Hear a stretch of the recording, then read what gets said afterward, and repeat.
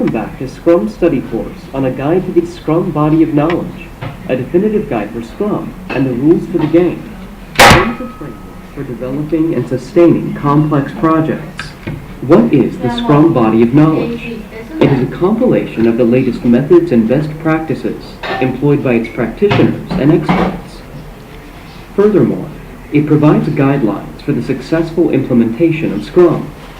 It is the most popular Agile project management and project development framework.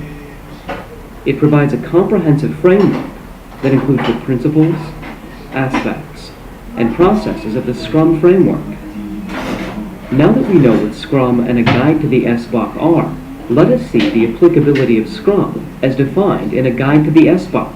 Scrum framework is widely used across portfolios, programs, and/or projects in any industry, products, services, or any other deliverables to be developed, and projects of any size or complexity.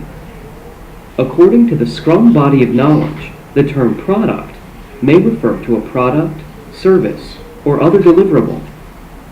The practicality of Scrum as a framework is that it can be applied effectively to any project in any industry, whether they are small projects with 6-person teams or large complex projects with up to several hundred team members.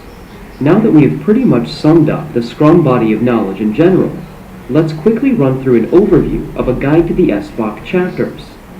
The first chapter describes the purpose and framework of a guide to the SBOC and provides an introduction to the key concepts of Scrum.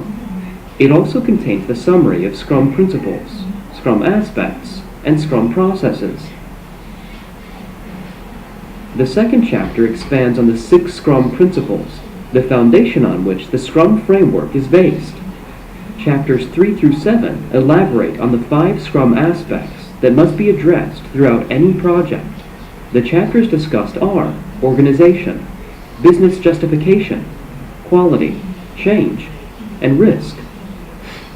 Chapters 8 through 12 cover the 19 Scrum processes involved in carrying out a Scrum project.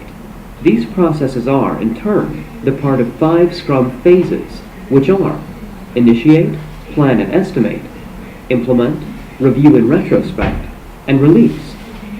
The phases detail the associated inputs and outputs of each process, as well as the various tools that may be used in each.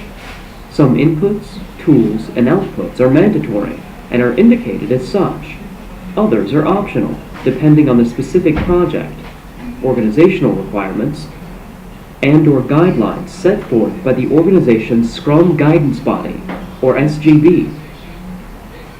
Finally, Appendix A contains an overview of the Agile Manifesto by Fowler and Highsmith, and a discussion of various Agile methods for those who want more information about Agile.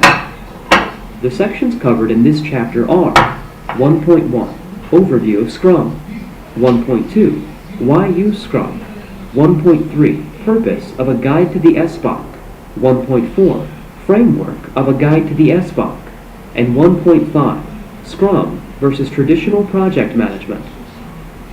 And that wraps up the introduction to the Scrum body of knowledge. We'll see you in the next session, Overview of Scrum. Hello, and welcome